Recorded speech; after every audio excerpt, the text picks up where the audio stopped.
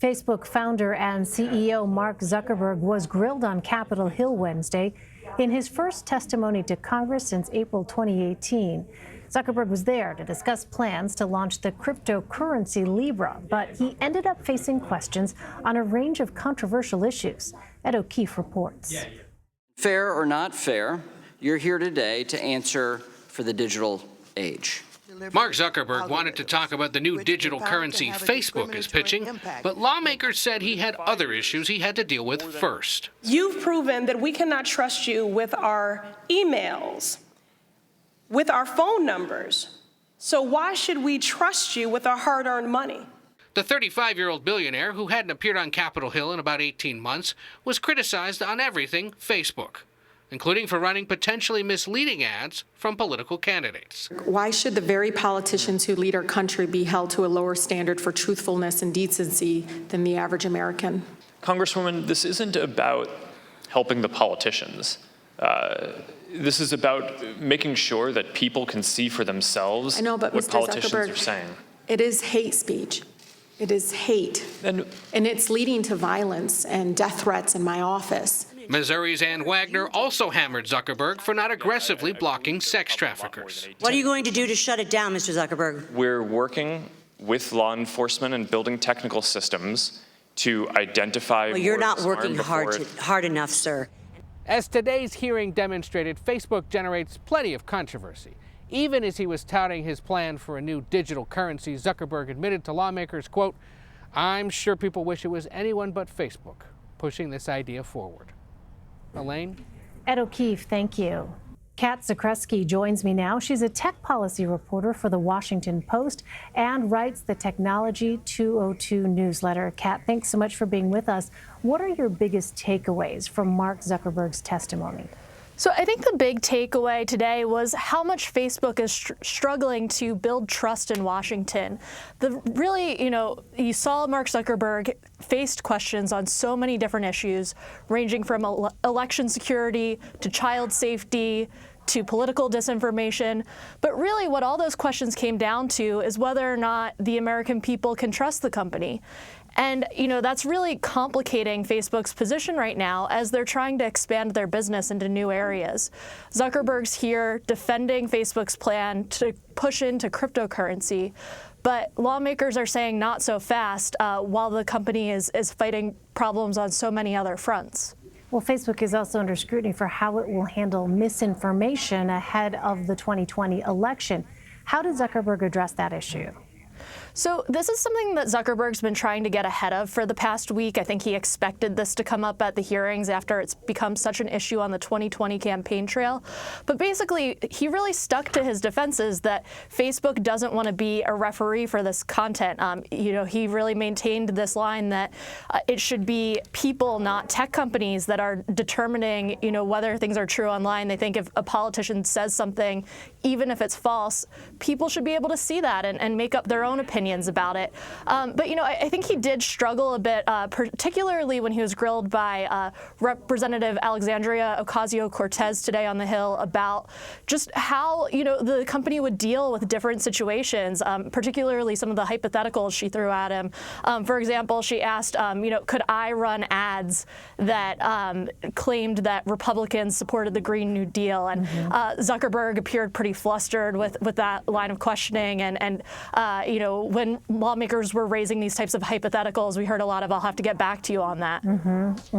Well, another exchange I want to point out is Congresswoman Katie Porter of California, who grilled Zuckerberg on Facebook's treatment of content moderators. Let's listen to some of that exchange.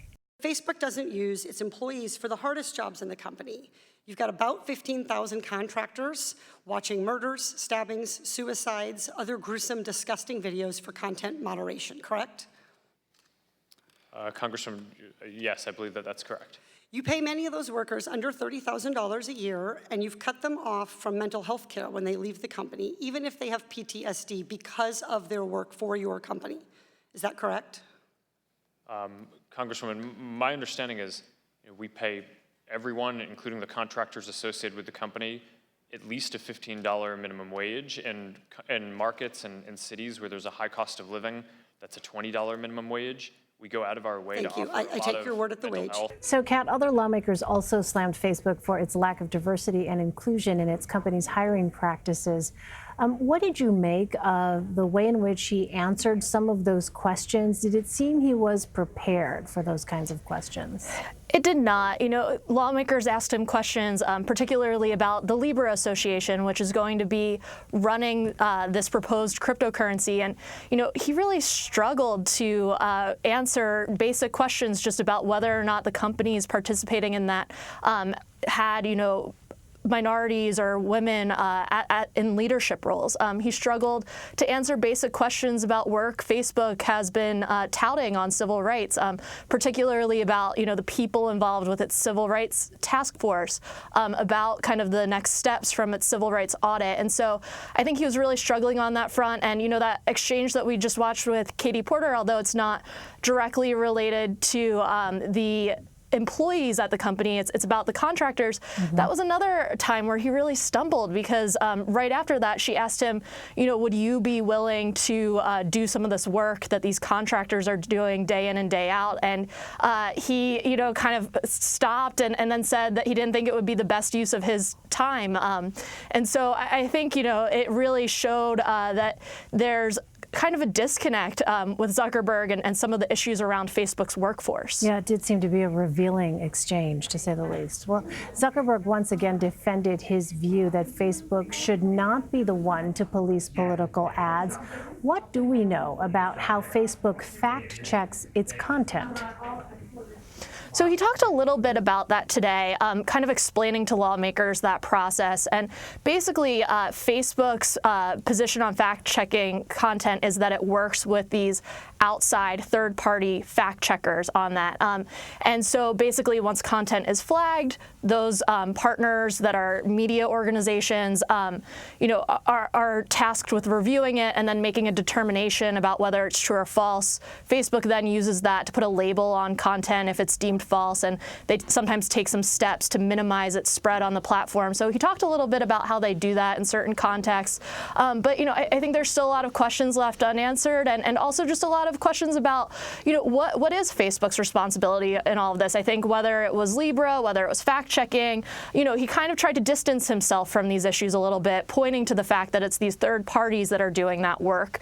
And so I think what lawmakers were trying to get at is what does he see as his own responsibility in all of this as the main shareholder in this very powerful company? Well, last year when Mark Zuckerberg testified before Congress, it appeared that some lawmakers had a difficult time understanding the technology involved with Facebook. What about this time around? Did it strike you that perhaps it was different, that maybe some of these lawmakers were better prepared this time around? It did appear that Congress was a bit more prepared this time. I think, there's a couple things at play there.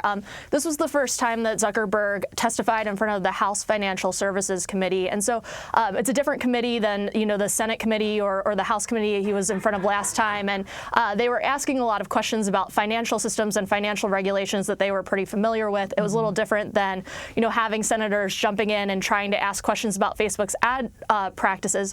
But another thing I think that we saw is a little bit of a generational shift going on in Congress. I mean, this committee has some of the youngest members of Congress, including, as I mentioned before, Ocasio-Cortez. And so, I think that really shows that there's a shift where you see younger members of Congress who maybe grew up with some of these services, kind of digging in more on some of the specifics. And there weren't quite as many flubs as we saw in his testimony 18 months ago. All right, Kat Zakrzewski. Kat, thank you so much for joining us. Thank you.